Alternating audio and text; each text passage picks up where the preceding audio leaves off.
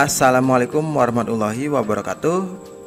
Pada video kali ini saya akan membuat penjelasan bagaimana upgrade laptop HP Deki 2614TU, dimana laptop ini dia sudah menggunakan SSD NVMe.